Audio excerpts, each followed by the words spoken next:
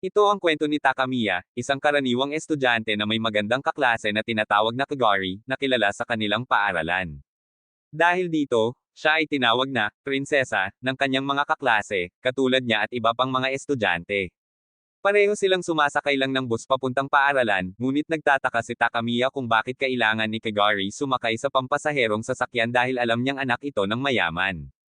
Isang araw, nahulog ang goma ni Takamiya at bigla itong kinuha ni Kagari at ibinigay sa kanya. Iniisip ni Takamiya na swerte siya dahil napansin siya ni Kagari, ngunit naging dahilan ito para barahin siya ng mga tagahanga ni Kagari na naiinggit sa kanya. Isang araw, iniutos sa kanya ng guro na dalhin ang mga papel sa kanilang silid, ngunit habang naglalakad, kinuha ng kasamahan ni Kagari ang mga papel. Habang naglalakad siya para itapon ang basura, napansin niya ang kumikilo sa loob ng basurahan.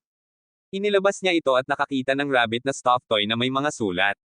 Ayon sa sulat, may mangyayaring pagguho sa isang gusali at ilang segundo pagkatapos, bumagsak ang bahagi ng gusali patungo sa kanya. Akala niya namatay siya sa sandaling iyon, ngunit nang buksan niya ang mata, nagulat siya dahil kinakarga na siya ni Kagari at nasa ere sila. Bago pa siya makapagtangkang magtanong, atakehin sila ng dalawang robot na hugis rabbit. Habang lumalaban si Kagari sa mga robot, may tumawag kay Takamiya na isang babae. Iniisip niya na kaibigan ito ni Kagari kaya't agad siyang nagtungo doon, ngunit pagdating niya, maraming robot na katulad ng kinakalaban ni Kagari ang humarap sa kanya. Naglalayong patayin si Takamiya, ngunit bago ito mangyari, biglang dumating si Kagari upang iligtas siya at sinunog ang lahat ng robot. Akala pa rin ni Takamiya na panaginip lang ang lahat dahil imposibleng maligtas siya ni Kagari. Sinabi ni Kagari na misyon niya ang protektahan si Takamiya. Biglang nagtayo ng robot sa likod ni Kagari at papalapit na itong umatake, kaya't dali-dali siyang dumapa upang harangin ito, ngunit siya ang tinamaan at nawala ng malay. Isa-isa, bumangon ang mga robot at papalapit na naman sa kanila, ngunit biglang nagalit si Kagari at nanggawala ng pasensya sa mga kalaban. Ibinuga niya ang matindi niyang apoy na pumatay sa lahat ng robot. Nang magising si Takamiya, nasa loob na siya ng pribadong silid ni Kagari. Inilahad nito sa kanya ang nangyari at kung paano siya dinala sa lugar na iyon. Doon na-realize ni Takamiya na palihim pala siyang inaalagaan ni Kagari, kaya't palaging sumasakay ng bus, palaging magkadikit sa klase, at may parehong mga tungkulin sa klase. Isang araw, habang si Takamiya ay nasa bus papuntang paaralan, tinanong siya ni Kagari kung pwedeng umupo sila ng magkatabi. Dahil dito, galit ang mga tagahanga ni Kagari dahil sobrang seloso. Nagmukha tuloy masama ang pakiramdam niya sa dami ng masamang tingin ng mga kaklase sa kanya. Nang lumabas siya ng banyo, kinonfront siya ng mga dati niyang inaapi at binubugbog, ngunit biglang dumating si Kagari upang pigilan ang kanilang mga kaklase at protektahan siya mula sa pang-aapi. Inimbite siya ni Kagari na mag-almusal sila ng sabay. Ngunit, marami pa rin ang sumusunod sa kanila, at hindi na kayang tiisin ni Takamiya ang mga masasakit na salita at mga masamang tingin ng mga tagahanga ni Kagari kaya't umalis siya. Sa paglalakad, naalala niya ang insidente kung saan may gusali na bumagsak. Doon ay nakita niya ang isang babae na may tainga ng pusa na nag-confront at nagsabi na siya ang nag-utos ng atake sa kanya noong araw na iyon.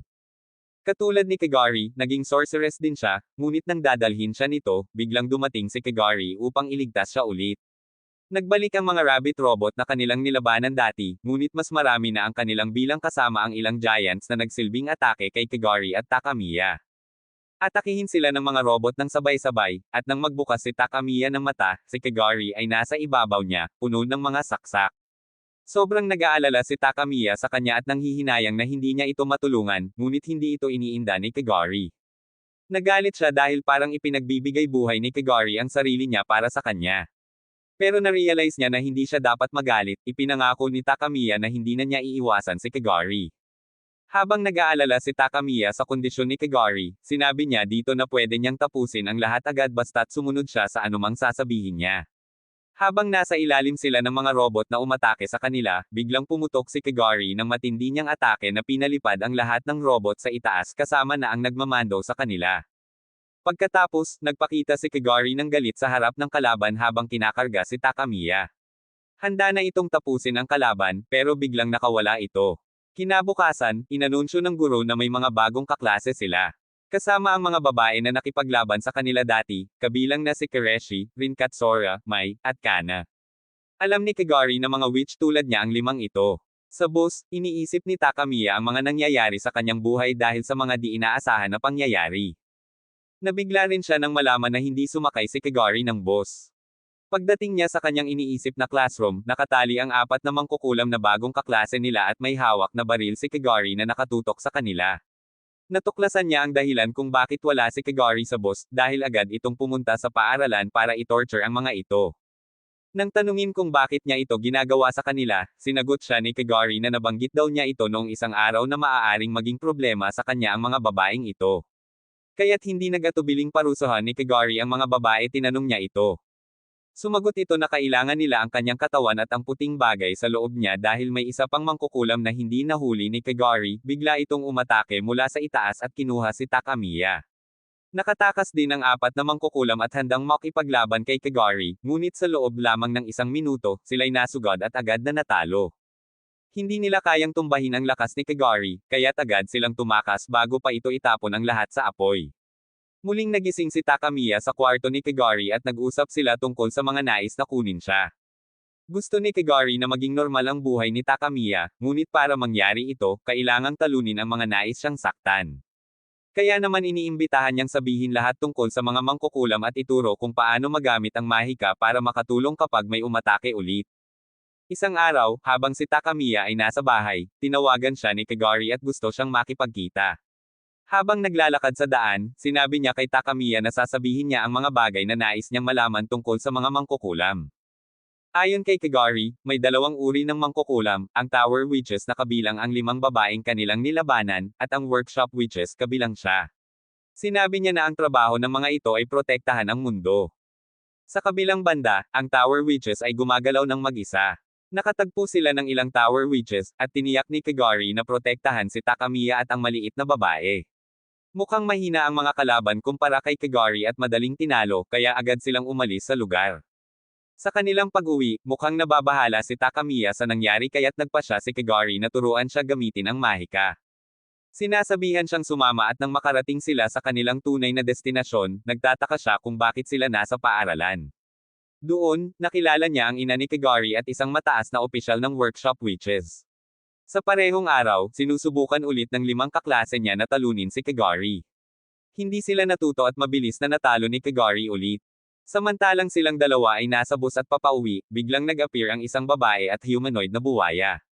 Nawala ang driver ng bus at unti-unti itong natakpan ng kadiliman. Tumayo ang babae at lumapit sa kanila. Isa rin itong miyembro ng Tower Witches. Hindi makagalaw si Kagari dahil sa itinapon ng babae sa kanya. Sumabay si Takamiya para protektahan si Kagari ngunit siya'y tinaga ng babae. Napagtanto niya na ang lahat ng kanyang nasa katawan ay napunta kay Kagari, pero nangyayari lamang ito kapag magkasama silang dalawa. Natuklasan din niya na ang dahilan kung bakit malakas si Kagari ay dahil sa kanya. Naging posible ito matapos ang kanilang kasunduan, at dahil dito, handang isakripisyo ni Kagari pati ang kanyang buhay para sa kanya. Ayon sa babae, kung gusto ni Takamiya maligtas si Kagari, kailangan niyang ibigay ang mas maraming kapangyarihan sa kanya. Kinuha ng babae ang isang bilog na bagay at pinilit si Takamiya na ito'y lunukan upang ilabas ang kanyang tunay na lakas. Nang subukan ng babae na pakainin si Takamiya ng bilog na bagay, biglang sumabog ito. Nagpakita ng lakas si Kagari at biglang atakehin ang babae. Dahil sa atake, nasugatan ang babae kaya't nagdesisyon itong umalis. Nang magising si Takamiya, nakita niyang walang malay si Kagari kaya't dali-daling dinala niya ito sa ospital. Pagdating sa bahay, kinuha niya ang isang bagay na parang candy mula sa bulsa at itinago ito sa lalagyan ng mesa. Dumating ang araw ng tunay na pagsasanay ni Takamiya para matutunan ang mahika. Unang ginawa niya ay mag-jump sa harap ni Kagari. Pagkatapos niyang mag-jump, nagulat si Kagari sa kakaibang taas na narating niya. Sinabi niya na dahil sa mantle na suot nila, mas magaang sila at mas madaling gumalaw. Ang sumunod na tinuro niya ay ang paglipad gamit ang wallis, na ikinagulat ni Takamiya. Ngunit kahit anong gawin niya, hindi niya ito magawa. Kaya't nagdesisyon si Kagari na samahan siya sa paglipad para masanay siya hanggang handa na siyang tawagin ang sarili niyang wallis. Nakakita sila ng isang babae na tila inaapi ng 4 na ibang babae. Gusto tumulong ni Takamiya, pero ayaw ni Kagari dahil hindi dapat sila makialam sa problema ng tao na wala namang kinalaman sa masasamang mangkukulam. Dahil sa pagnanais ni Takamiya na tulungan ang babae, nakapaglabas siya ng sariling wallis at sumakay dito upang iligtas ang babae. Ngunit hindi niya ito mag-amay kaya't bumangga ito sa grupo ng babae. Lumapit ang galit na babae para balikan si Takamiya, pero naroon na agad si Kagari sa likod nila. Upang turuan ang mga babae ng leksyon, pinabuga sila ni Kagari. Binalaan niya si Takamiya na mag-ingat dahil napagtanto niya na ito'y isang patibong. Ang mga babae ay kalaban na miyembro rin ng Tower Witches sa isang restaurant. Ang 5 miyembro ng Tower Witches ay nagtagpo para pag-usapan kung paano nila malalabanan si Kagari. Naisip nila na maghihintay na lang sila ng pagkakataon na mag-isa si Takamiya. Ngunit naisip nila na wala ring silbi dahil palaging magkasama ang dalawa. Dumating ang isa pang miyembro ng Tower Witches na nakipaglaban kay Kagari sa boss. Gusto niyang makipagtulungan sa kanila para talunin si Kagari at agawin si Takamiya. Kinabukasan, nagsimula ang pagsalakay ng Tower Witches at hinati sila sa dalawang grupo. Ang isa ay patungo kay Takamiya at ang tatlo naman ay lalaban kay Kagari. Ang babae na nakipagtulungan sa kanila ang nagplano ng lahat ng gagawin. Nang si Takamiya ay mahuli na at kukunin na, biglang dumating ang isang napakalaking teddy bear. Ito pala si Kazumi, ang kapatid na babae ni Takamiya. Nagulat si Takamiya sa kanyang pagdating dahil hindi niya alam na ang kanyang kapatid ay isang mangkukulam din. Ginamit din ng kalaban ng teddy bear na robot para labanan ito. Dumating din ang isa pang miyembro ng Tower Witches para tulungan ang kanyang mga kasama sa laban. Kaya't ipinakita ni Kazumi ang tunay na anyo ng kanyang alaga at lumaki ito ng husto, na tila muntik nang mawala ang mga kalaban. Matapos malupig ang mga kalaban, nagmadali si Takamiya sa kanyang kapatid para humingi ng tulong dahil nag-aalala siya at nais niyang makarating kay Kagari. Ngunit sa kanyang pagkagulat at tuwa, nakita niyang nakaupo si Kagari sa palad ng giant teddy bear, nagbabasa ng libro na para bang walang nangyari sa kanya. Ang laban sa pagitan ni Kagari at ng tatlong miyembro ng Tower Witches ay hindi ipinakita, ngunit tiyak na tinalo lamang ni Kagari ang mga Tower Witches na nang-aasar sa kanya. Natutunan rin ni Takamiya na may kasunduan ang kanyang kapatid at si Kagari tungkol sa lugar at responsibilidad ni Takamiya sa kanilang pangangalaga. Dahil sa pangyayaring ito, nagpasya si Kagari na nais niyang maging magkasama sila ni Takamiya sa iisang bahay para maprotektahan siya 24 na oras sa isang araw. Isang araw, pumunta si Kagari sa bahay ni Takamiya upang opisyal na ipaalam sa kanyang mga magulang ang plano niyang magsama sila ni Takamiya sa iisang bubong. Matapos marinig ang mga paliwanag ni Kagari, nagulat ang mga magkakapatid nang biglang pumayag ang kanilang ina sa plano ni Kagari. Ngunit ibinuking ng kanilang ina na si Kagari ay ang fiancé na ni Takamiya.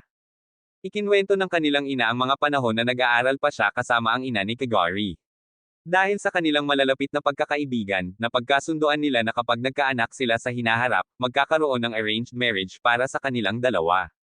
Hindi pabor dito si Kazumi, ngunit wala siyang magawa kaya't kinuha ni Kagari si Takamiya at iniwan si Kazumi na galit. Pagdating sa bahay ni Kagari, napansin ni Takamiya ang napakataas na gusali. Hindi siya makapaniwala sa mga bagay na nakita niya sa loob ng bahay, at nang makarating sila sa kwarto ni Kagari, may naghihintay na tao para dito. Ang pangyayaring ito ay biglaang dumating at sinabihan niya si Takamiya na pumunta sa ika-12 palapag.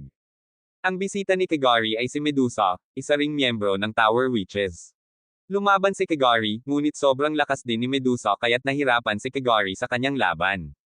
Nag-aalala si Takamiya at naisip ang tulungan si Kagari. Iniabot niya ang kanyang pang-ibabang damit para handa na sa pagtulong, ngunit biglang nagliyab at sumabog ang pinto ng elevator. Pagpasok niya sa kwarto, agad siyang lumapit kay Kagari, ngunit itinakip ni Kagari ang kanyang mga mata para maprotektahan siya. Biglang sumulpot ang isang kaalyado ni Medusa at tumunog ng pito. Hindi alam ni Takamiya kung anong gagawin hanggang makita niyang nasa sahig ang bilog na bagay na nakita niya noon na nagsabing ito ang maglalabas ng kanyang totoong kapangyarihan.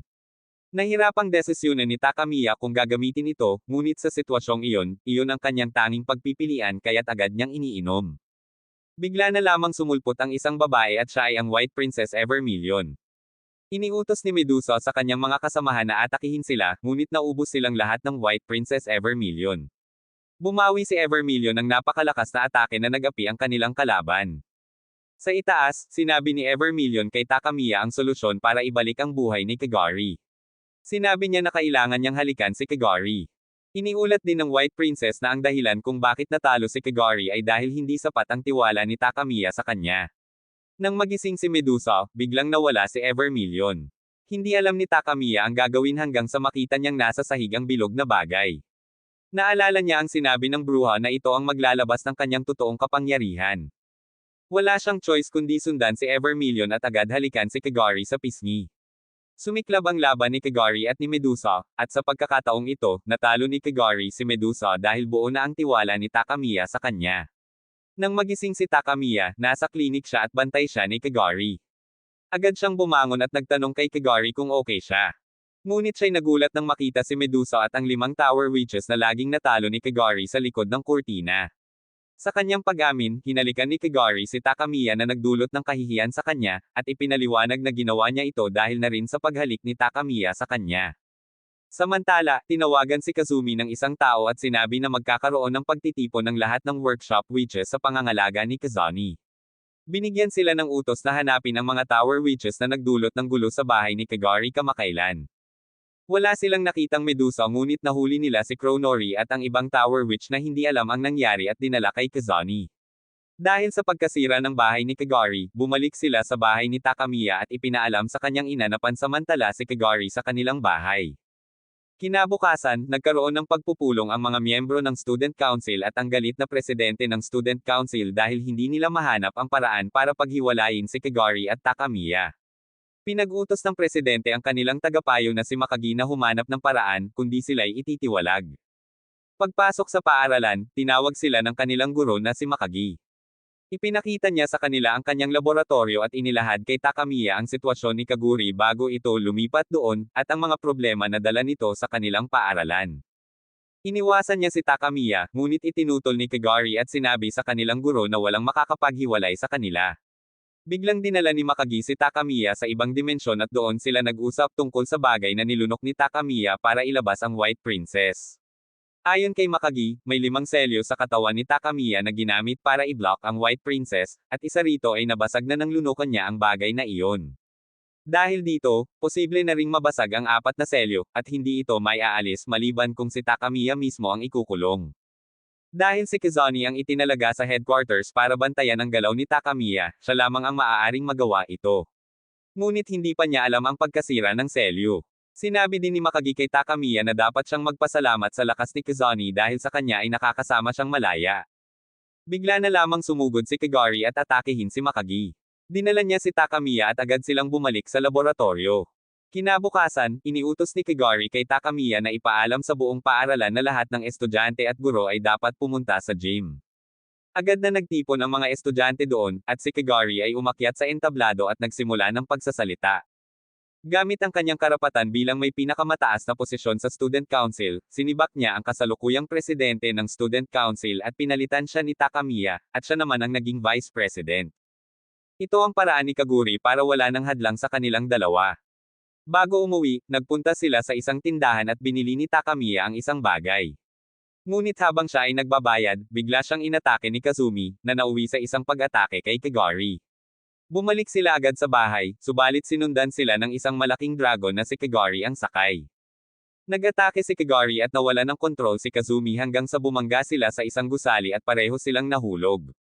Agad na iniligtas ni Kagari ang dalawa, at sa kanilang pagbagsak, napunta sila sa gusali na pag-aari ng Workshop Witches. Samantalang nagplaplano ang 5 alipors ni Medusa na dukutin si Takamiya, gising pa si Kagari. Matyaga silang naghintay hanggang umaga, ngunit hindi pa rin nila magawa ang kanilang plano dahil hindi natutulog si Kagari. Alam ni Medusa at ang kanyang 5 alipors ang tungkol sa White Princess kaya tinago ni Kagari ang mga ito sa bahay ni Takamiya upang hindi ito mapansin ni Kazami, at hindi mabanggit ang White Princess sakaling mahuli sila. Isang araw, habang pumasok si Takamiya sa banyo, nasulyap niya si Medusa at ang iba pang kasama nitong naliligo. Dahil sa kahihiyan, inatake siya ng mga ito, ngunit naruroon si Kazami at nakita ang Tower Witches. Matagal na niyang hinahanap ang mga ito kaya't sinubukan niyang atakihin ang mga ito, ngunit pinigilan siya ni Kagari. Dumating si Medusa para tulungan si Kagari, at nang kagatin niya ito, nawala ng malay si Takamiya. Sa kanyang panaginip, narinig niya ang mga usapan ni Kagari at Medusa habang siya'y walang malay pagkatapos ng kanilang laban. Nalaman niya ang kasunduan ng dalawa nang magising siya, at sinabi sa kanya ni Kagari ang parehong bagay na sinabi ng kanilang guro na si Makagi tungkol sa 5 selyo sa kanyang katawan. Nagplano silang talunin ang ina ni Kagari dahil kung matatalo nila ito, tiyak na magiging kaalyado nila ito. Samantalang nagbabalik si Kazami at dala si Medusa para harapin ang parusa, bigla na lang dumating ang 2 workshop witches at pilit na kinuha si Medusa. Dahil dito, hindi pa rin niya alam ang tungkol sa pagkasira ng selyo sa katawan ni Takamiya. Nakalaya sina Takamiya at Kagari mula sa kulungan, at sa galit ni Kazani, pinabalik na lang sila sa bahay. Sa paaralan, habang bumababa sila may narinig sila at pumunta kaagad.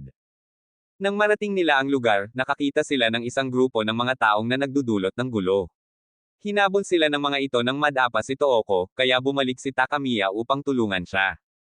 Si Renan, ang leader ng grupo, lumapit sa kanya at ibinigay ang isang sulat na nagsasabing pumunta sa gym. Sinabi ni Tooko kay Takamiya na nakita niya ang dating pangulo ng konseho ng mag-aaral na nagre-report kay Renan tungkol sa kanyang problema. Kilala ni Kagari ang leader ng grupo na si Renan, kilala bilang Renan the Bear Killer, dahil sa pagpatay nito sa isang tigre na nakatakas mula sa isang zoo na pinangalanan na Lucky Bear. Nagpasya si Takamiya na mag-isa at harapin si Renan sa gym, kung saan may iba pang mga estudyante na nagche-cheer sa kanilang laban. Tuldok, nang siya'y aatakihin ulit, naalala niya ang payo ni Kagari kung paano talunin ang kalaban. Dahil dito, nakaiwas siya sa atake at nagtagumpay na pabagsakin si Renan. Biglang nawala ang ilaw at dumating si Cory at ang kanyang grupo upang kunin si Takamiya, ngunit natalo sila ni Renan dahil sa pakikialam sa laban. Dumating din si Kagari at sinuntok si Renan sa mukha, na nagdulot ng kanyang pagkakatulog agad. Nang mag-on ang ilaw, pina-stand up nila si Takamiya na parang siya'y nanalo kay Renan. Matapos iyon, nalaman ni Renan na ginamit lamang siya ng dating pangulo ng konseho ng mag-aaral at nagtagumpay sila sa pagtaas ng tiwala ng mga estudyante kay Takamiya. Isang araw, dinala ni Kagari si Takamiya sa pagsasanay kung paano gamitin ng wasto ang kanyang kapangyarihan. Pinalabas niya ang parang halimaw na apoy para sa pagsasanay ni Takamiya, ngunit hindi ito makapaglaban ng maayos dahil hindi pa niya nailalabas ang kanyang familiar. Siya'y malupit na sinaktan, at agad na itinigil ni Kagari ang parang halimaw na apoy mula sa pagsalakay kay Takamiya. Gusto nang itigil ni Kagari ang pagsasanay, ngunit ayaw ni Takamiya dahil gusto niyang maging mas malakas agad. Kaya't dinala siya ni Kagari sa gilid ng gusali at ibinagsak ng hindi pinapaandar ang walis niya. Gusto ni Kagari na palayain ni Takamiya ang anumang nilalang na makahuli sa kanya. Sa pagitan ng ilang metro mula sa lupa, nagdesisyon si Kagari na tulungan siya, ngunit bigla na lamang naglabas si Takamiya ng isang malaking nurse bilang kanyang familiar. Sinuntok nito ang katabing gusali, ngunit biglang humina si Takamiya at nawala ng malay, at nawala rin ang kanyang familiar sa oras na iyon. Samantalang si Kazani ay pumunta sa isang lugar kasama si Renan at nakita nila ang bomba na inilagay ng kanilang kaaway upang gawing bihag ang buong lungsod. Ginawa ito ng Tower Witch na may pangalang Weekend. Nagtagpo siya kay Kazani, at inakala ni Kazani na nais nitong makipag-usap tungkol kay Takamiya, ngunit lumabas na may ibang usapin ang bomba. Sinimulan niyang pumutok sa iba't ibang bahagi ng lungsod, at dahil dito, nalilito si Kazani at sinamantala ito ni Takamiya.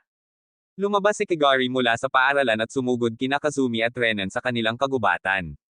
Doon, nakilala niya si Natsumi, ang leader ng 5 workshop witches na inatas ang protektahan ng buong lungsod. Habang ipinaliliwanag niya sa kanila ang mga pagsabog, bigla na lang binaril si Takamiya ni Natsumi, at agad na sinuntok siya ni Kagari.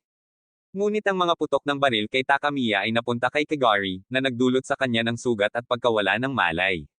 Nagplanong itago si Takamiya sa isang kwarto, at dahil wala siyang magagawa, dala niya si Kagari. Paggising ni Kagari, ipinaliwanag niya kay Takamiya ang mga posibleng dahilan kung bakit sila nakakulong. Isa rito ang pagkatalo ni Kazani, at hinihintay ni Natsumi ang kanyang paggaling habang sinusiguradong hindi maaaring kunin si Takamiya ng Tower Witches hanggat hindi pa bumabalik ang buong lakas ni Kazani. Bigla na lang nahulog ang isang teddy bear, at ang mensahe ni Weekend ay sasabihin na. Ngunit agad na winasak ito ni Kagari. Pilit silang lumabas ng silong at nakakita ng lungsod na winasak ng mga pagsabog. Samantalang si Weekend ay nagbigay ng 30 na minuto sa workshop witches na dalhin si Takamiya sa kanya, o kaya ang mga bomba na nakakabit sa bawat witch ay sumabog. Nang malapit na sila sa kanilang destinasyon, binati sila ng kasamahan ni Weekend. Atakehin sila at dahil hindi sila makapagamit ng mahika, mahirap sa kanila ang makipaglaban ng maayos. Ngunit swerte sa kanila, dahil sa lakas ng pisikal na atake ni Kagari, natalo pa rin nila ito. Pumunta si Natsumi kay Weekend upang makipag-usap sa kanya at hilingin ang karagdagang oras, ngunit hindi siya pumayag sa kanilang paksa. Nang makarating sina Takamiya at Kagari sa lugar, lumapit si Takamiya para sa kontrata sa kanya. Bago pa man pumutok ang mga bomba, natapos na ni Takamiya ang kontrata. Bilang resulta, bumalik ang kapangyarihan ng workshop witches, at dahil dito, nailigtas ni Natsumi at ng iba ang mga witch na may bomba at natalo nila si Weekend. Ngunit dahil sa pagod, bumagsak si Takamiya at nawala ng malay. Pagkagising niya, katabi niya si Kagari. Nang dalhin nila si Weekend sa kulungan, pumutok ito ng karaniwang bomba at dumating ang ilang kaalyado upang tulungan siyang makatakas. Tuldok. Ngunit kailangang isara ni Kagari ang kanyang mga mata dahil sa sobrang pagod ni Takamiya at pagnanakaw ng kanyang lakas. Bantay sarado siya hanggang dumating si Atori at nagbigay ng mensahe. Si Kazumi, sa kabilang banda, ay nakipaglaban sa kaalyado ni Weekend. Biglang dumating si Medusa upang tulungan siya at agad na pinalo ang kanyang kalaban. Matapos ang laban, kinuha ni Kazumi ang kanyang mga minion at umalis sa lugar. Hiniram ni Kagari ang sandata ni Atori at nagmadali upang makipagtagpo kay Weekend. Pagdating doon, kaagad niyang sinugod ito, pero napansin niya na napalibutan sila ng mga bomba. Sa kabila ng panganib, nagpatuloy ang kanilang laban, bagaman hindi magamit ni Kagari ang kanyang buong lakas nang wala si Takamiya sa kanyang tabi. Suot niya ang damit nito upang makasabay sa laban kay Weekend. Nang halos matalo ni Kagari si Weekend, nagtawag ito ng mga halimaw habang si Takamiya ay hindi pa rin gising. Sa kanyang panaginip, nakita niyang ang nakaraan ni Kazani ay kasama si Mikage na nagpakita sa kanya ng isang bagay. Bigla silang binansagan ng isang kaalyado ni Weekend. Pinaalalahanan ni Makagi si Takamiya na bumangon upang makalabas doon dahil siya ang target ng kalaban. Paggising ni Takamiya, agad siyang nagtanong kay Atori kung nasaan si Kagari. Subalit bago pa siya makasagot, tinawagan ni Makagi si Atori at sinabing may mga bombang itinanim ng kalaban sa lugar ng evakuasyon. Narinig ito ni Takamiya at pilit na pinilit si Atori na dalhin siya kay Kagari. Samantalang si Kagari ay lalo pang humihina at hawak ng mga halimaw, sinabog ni Weekend ang mga ito. Sa pagdating ni Takamiya, bumalik ang lakas ni Kagari, na nagbigay daan sa kanya na gamitin ang buong kapangyarihan. Nakipaglaban siya at talunin si Weekend, ngunit ini-pressure na nito ang controller para sa bomba. Ngunit nakatakas si Weekend, at naghihintay sa kanila si Kronori sa labas. Sinubukan ni Kagari pigilan si Takamiya, ngunit sa kanyang kahinaan, tinagan niya ito. Bago pa siya makatawid para atakihin si Weekend, napakababa na ang kanyang lakas at bumagsak sa sahig, binigyan ni Weekend ng pagkakataon na makatakas. Lumapit si Kronori kay Takamiya, at ipinaliwanag ni Makagi ang sitwasyon, sinasabi na hindi maaaring palitan ng ibang buhay si Takamiya dahil siya ang may kasunduang White Princess. Upang iligtas si Kagari, kinakailangan ni Takamiya na halikan ito. Hinalikan niya ang noo ni Kagari, ngunit walang nangyaring pagbabago. Hinilingan silang subukan ito sa labi. Bagamat nahihiya, nais ni Takamiya itong gawin. Bago pa niya ito magawa, bumalik ang paghinga ni Kagari at siya'y nagising. Si Kazani, pagkatapos makalaya sa kulungan, agad na nagtungo kay Kronori sa kinaroroonan ni Weekend. Dito, natuklasan ni Weekend na hindi kinakailangan ni Kazani ng 1 linggo para magbalik ng lakas, bagkus ay 20 oras lamang.